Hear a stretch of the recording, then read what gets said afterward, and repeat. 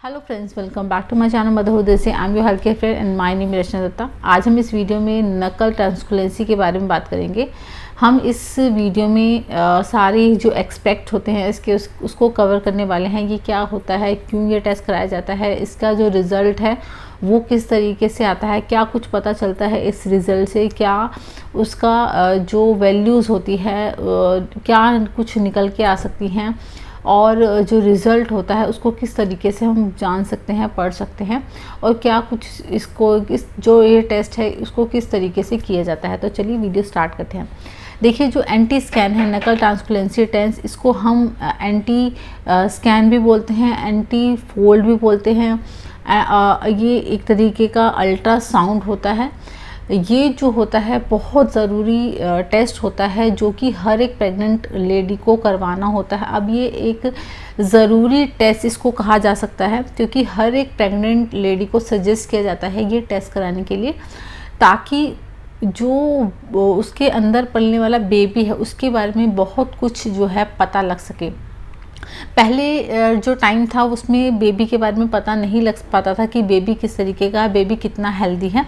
पहले जब baby deliver हो जाता था फिर पता लगता था, लेकिन अब बहुत सारे ऐसे टेस्ट हैं जिसके द्वारा हम पता लगा सकते हैं कि हमारे अंदर पलने वाला बेबी, हमारे होने वाला बच्चे की जो हेल्थ है वो किस तरीके की है। जो टेस्ट के बारे में बात कर रही हूँ उसको एंटी स्कैन बोलते हैं, नकल ट्रांसकुलेंसी टेस्ट। ये टेस्ट क्या कुछ होता है, देखिए ये एक अल्ट्रासाउंड होता है। अल्ट्रासाउंड से बेबी के बारे में पता लगाया जाता है। इसके अंदर बहुत सारे एक्सपेक्ट जो हैं वो देखे जाते हैं, लेकिन जो मेनली देखा जाता है वो होता है एंटी की वैल्यू।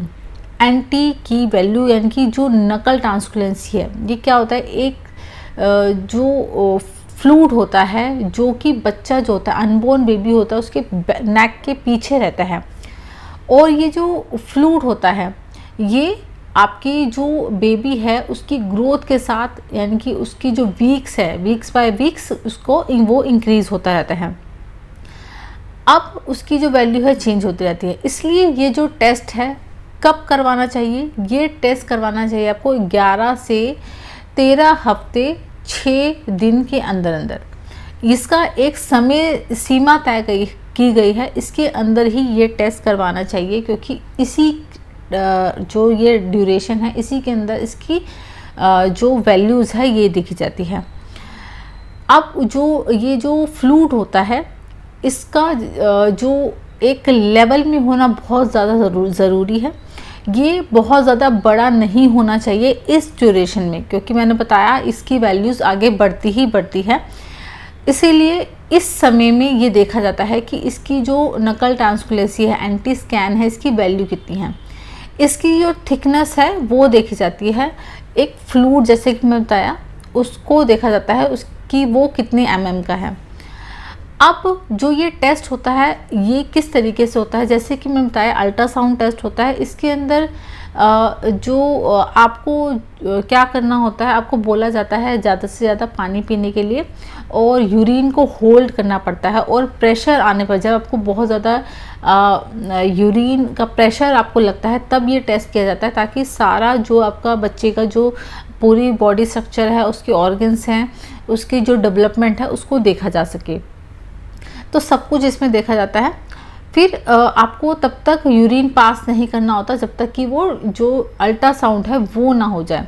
उसके बाद ही आपको वॉशरूम आपको जाना होता है, यानी कि आपको वॉशरूम आप जा सकते हैं, ये होता है। बाकी आपको जो अल्ट्रासाउंड होता है एक ठंडा सा आपको महसूस होता है, जेल होता है, वो रोल ऑन होता है आपके स्टमक के ऊपर, और आपका जो टेस्ट है ये कंप्लीट हो जाता है। बहुत ज़्यादा समय नहीं लगता इसके अंदर, टेस्ट के अंदर बहुत आराम से ये टेस्ट हो जाता है।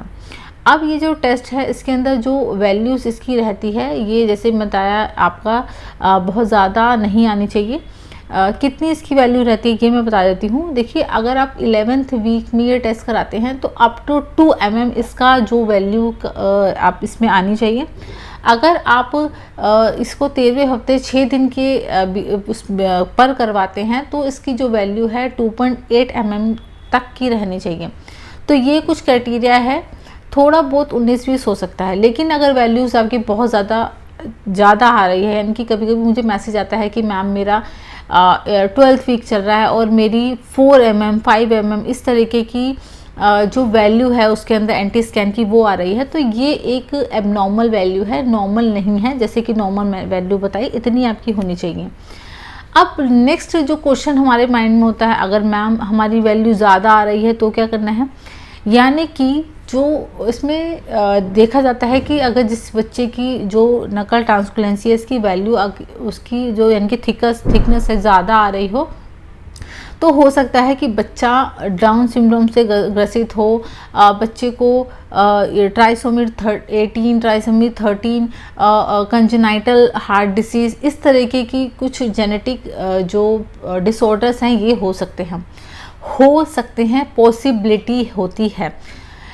अब पॉसिबिलिटी का मतलब कोई बहुत ज़्यादा पेरेंट्स होते हैं, बहुत ज़्यादा ऐसा होता है जो रिस्क नहीं लेना चाहते हैं, वो हड़बड़ी में अबॉर्ट कर देते हैं बेबी को, लेकिन आपने ऐसा नहीं करना। आगे के बहुत सारे ऐसे टेस्ट होते हैं जो कि आप करवा सकते हैं और कुछ ज़्यादा पता कर सकते हैं बेबी के बारे में। बहुत बारी ऐसे हुआ है कि टेस्ट ये हाई है लेकिन आपकी जो अदर टेस्ट हैं जो कि मेन आगे मैं बताने वाली हूँ वो रहता है, वो आपका नेगेटिव आए, यानी कि उसकी वैल्यू आपकी अच्छी आए, तो बेबी यानी कि आपका स्वस्थ है।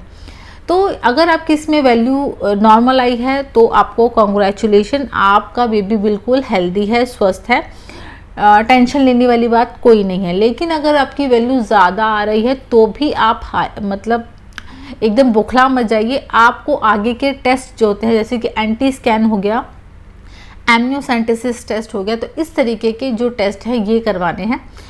देखिए जो एंटी स्कैन होता है, मैं बार बार बोलती हूँ, अगर ये जो आपको अल्ट्रासाउंड है इसमें अगर कोई प्रॉब्लम आती है तो आपको एमनियोसेंटेसिस पर जाना चाहिए। अगर आपको दूसरी जो वैल्यूज़ हैं, ब्लड जैसे सैंपल्स होते हैं वो आपके सही नहीं आ रहे हैं, ब्लड कोई टेस्ट कराया है वो सही नहीं आ रहे हैं, तो आपको NIPT टेस्ट करवाना चाहिए। लेकिन अगर आपका अल्ट्रासाउंड सही नहीं आ रहा है तो आपको एमनियोसेंटेसिस टेस्ट करवाना चाहिए।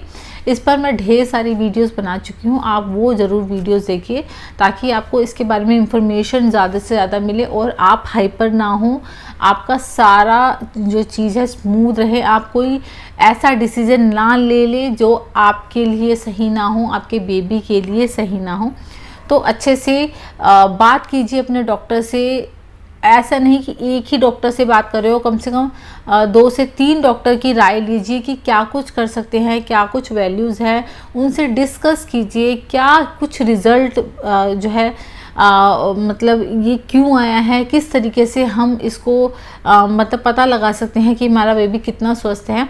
और डिसीजन लेने में लास्ट डिसीजन जो आपका लेता है वो भी आप मशवरा कर अपने कन्वर्सेशन कर डॉक्टर से तभी उस निर्णय पे आइए। और ये था इस वीडियो में। आई होप ये वीडियो आपको पसंद आई होगी। प्लीज़ वीडियो अगर पसंद आती है तो लाइक ज़रूर कीजिएगा वीडियो को और सब्सक्राइब चैनल ज़रूर कीजिएगा। मैं इसी तरीके की इंफॉर्मेटिव वीडियो चाइल्ड से रिलेटेड, मदर से रिलेटेड लेके आती रहती हूँ आपके लिए। तो चलिए हम मिलेंगे किसी नेक्स्ट इंफॉर्मेटिव वीडियो में, तब तक के लिए take care and bye bye, नमस्कार।